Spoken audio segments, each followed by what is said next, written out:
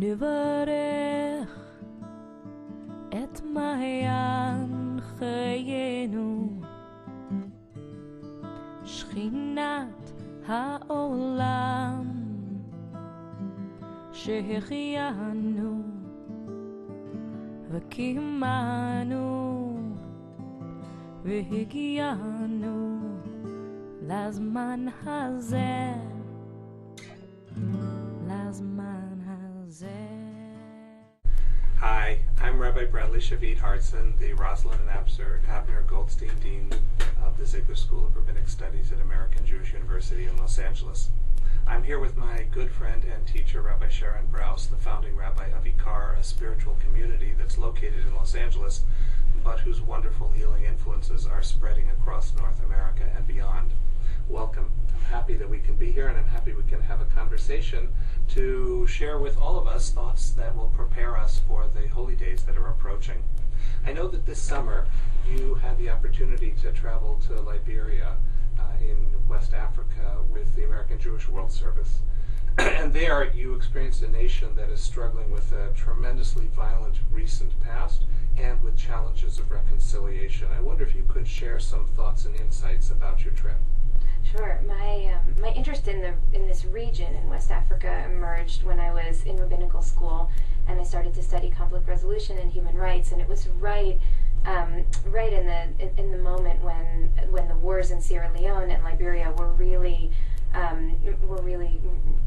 incredibly fierce. And I was particularly interested in child soldiers, these little children, 2, 3, 4-year-olds, usually boys, who were abducted, taken from their families, given drugs, and forced to commit really awful crimes against members of their own families and often members of their villages, so that they would have no way to ever return back home. And these were wars that were really defined by their brutality. And I became really consumed with the question of what would happen to these children and to their families when the war eventually ended. And I wondered if Jewish wisdom, if Jewish teachings on tshuva, on reconciliation and return and potentially even forgiveness might have some application in a global scene. Because the language of forgiveness is now becoming sort of a track to diplomacy in international politics, and people are understanding and recognizing that we need to not only have political responses to war and conflict, but also spiritual responses, because there's a healing process that needs to happen, not just a peace treaty.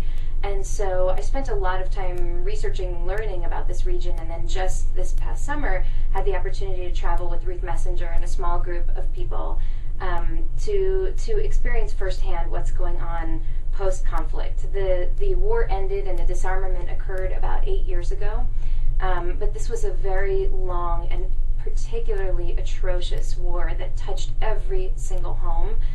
There wasn't a family that didn't lose somebody. There were 250,000 people killed out of a nation of 3 million, and so the destruction is vast and widespread.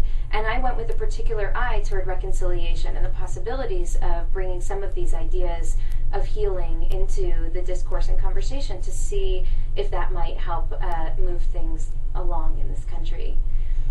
What I found is that people were more interested in talking about moving on and getting jobs than they were in talking about digging back into the past and talking about their greatest trauma and trying to figure out if real healing was possible, which totally makes sense in a country where people are really living on one bowl of rice a day and there are no jobs to be had in the nation. And so the question is it possible to actually heal without digging into the past and trying to really understand what went wrong, what broke down in society, where individuals made real mistakes, and what kind of pain actually occurred. And it seems to me that that question is not only a political one, and not only one that applies in Liberia and Sierra Leone, but also a deeply personal one for us as well. What can we learn about the conflicts and struggles that we have in our own lives, and how willing are we to really go into the past and analyze and in some ways restructure our lives based on a revisiting of the past, or do we feel the need to just move on? You know, I'm struck in that because I think sometimes if both parties are open to it, it's possible to have a kind of mutual confession and revisit it and repent of wrongdoing and then tuck it away. But sometimes, and I think one of the challenges for many of our congregants and many of us is that the person with whom we've had the conflict doesn't see it our way, and every time we raise the past, all it does is heighten the chasm that separates us. And in that case, I wonder if there's also wisdom in occasionally saying, we're not going to revisit the past. What we're going to do is hermetically seal it, and we're both together going to regret that we have incompatible ways of understanding it, and we're simply going to start a relationship that agrees to not open that box. And we're going to agree that our connection to each other is more important than what's in the box, so we're just going to move on.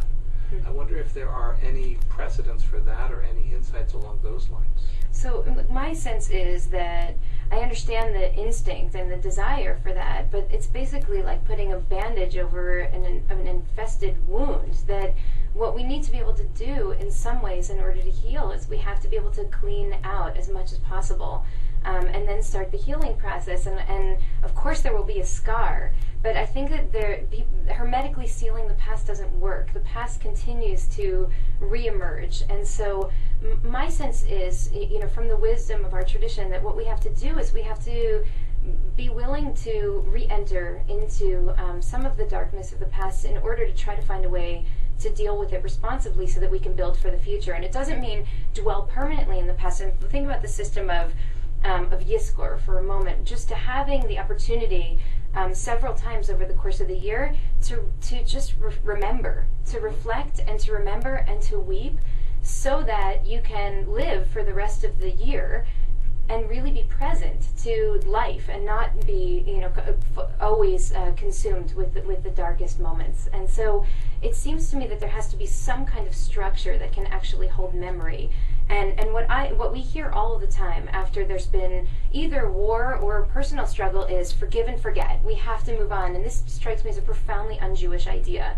That what we have to do is we have to go through a process of tshuva, which may or may not lead to forgiveness in the end. It often doesn't, especially when the act is something that there's no real recovery from.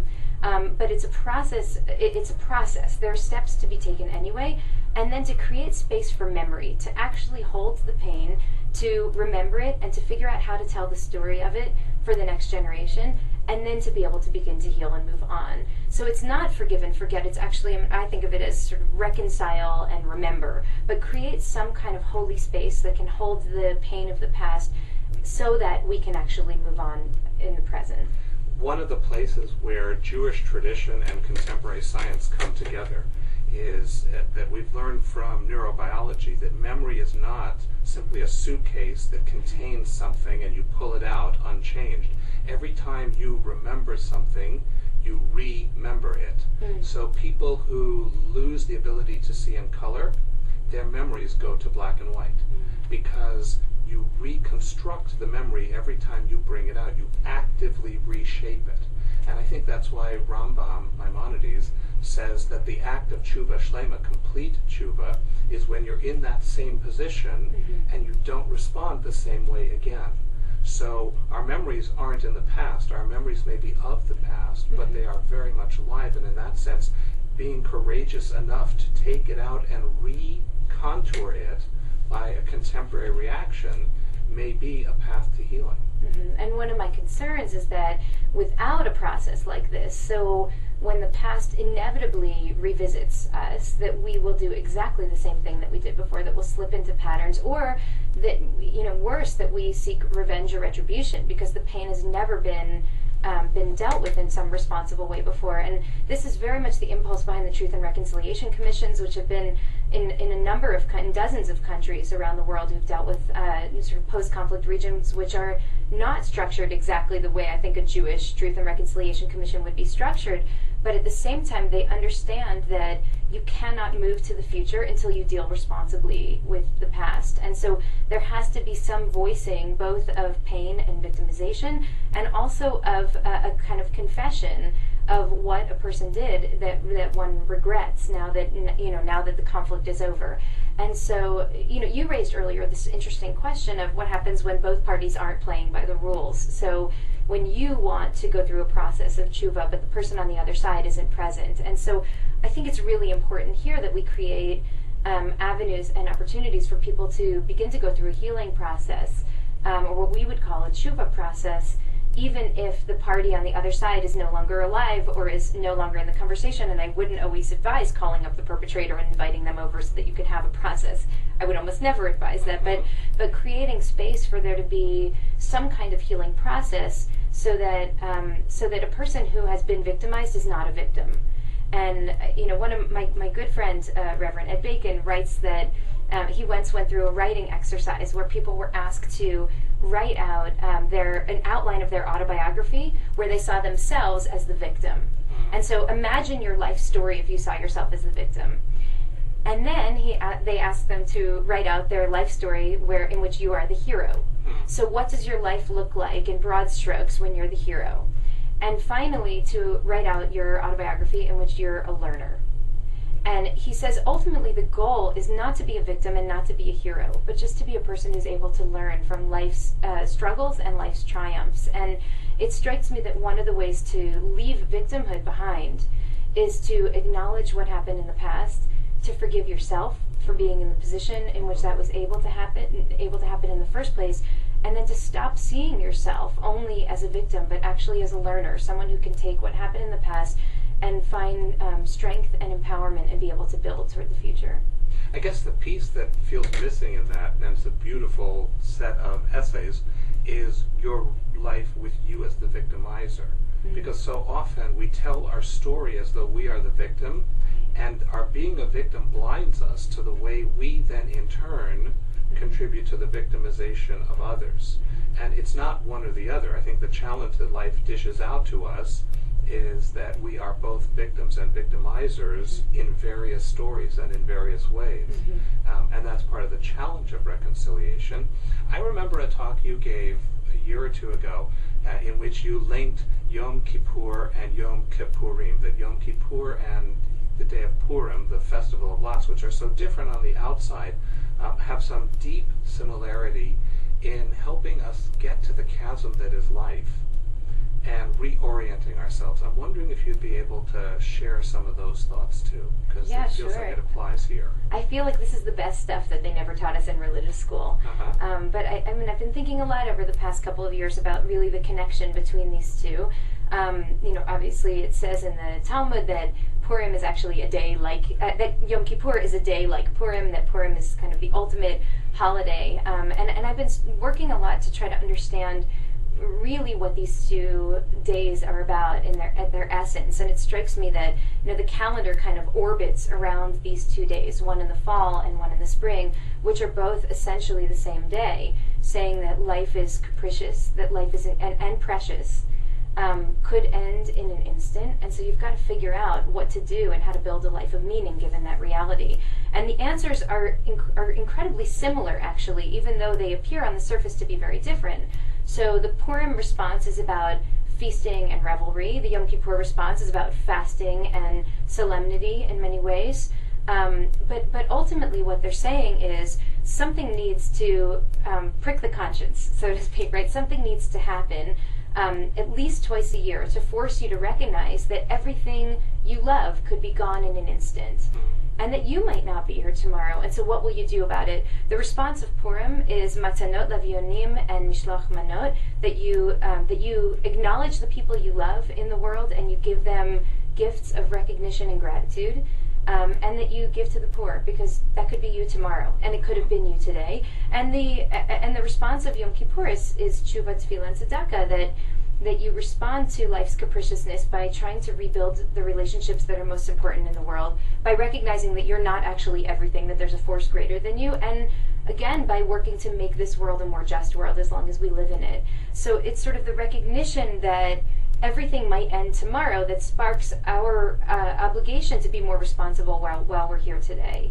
And just the piece that I find the most fascinating about this is that in some ways, for all of their similarities, they actually have in one way really the opposite perspective of humanity, and Purim is a more ennobled view of what man and woman is than Yom Kippur is, because what Yom Kippur is it says 2% of you is a really decent human being. 98% of you is schmutz, right? And so you come in and you spend 25 hours trying to cleanse the schmutz away so you can find that little precious point of goodness in you, and then that will hopefully illuminate the rest of you, and you can hold on to that for the rest of the year.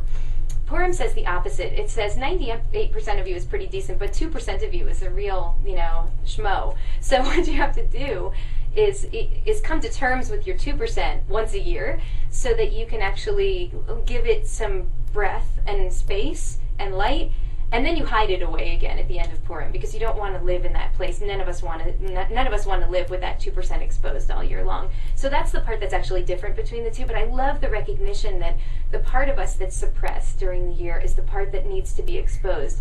In Purim's case, for a minute, and then we close it up again. In Yom Kippur space, and mentality, it needs to be exposed, hopefully, so that it will continue to reverberate throughout the rest of the year. It occurs to me, maybe we have denominations wrong in America today. Maybe instead of the current denominations, we should have Purim Jews and Yom Kippur Jews, because your description of Purim and Yom Kippur were beautiful and profound and insightful, and completely the opposite of my own internal take. I think that Yom Kippur is a day in which we are all no longer in drag, right? So that on Yom Kippur is the one day of the year where we are the angels that we actually are. So we don't eat, we don't bathe, we don't put on jewelry, because you're beautiful as you are. And because your worth is this shimmering divine image that doesn't need material sustenance. So we gather together and we do what we do when we're truly ourselves. We sing and we rejoice and we cry and we embrace and we pray and we struggle. And we come to terms with being angelic. And Purim, I think, comes out of oppression and struggle. And so for me, there's always a feeling of this forced joy, which is part of recovering victimhood. Like we party too hard and we're compensating for being kicked out of the court and being under threat of death.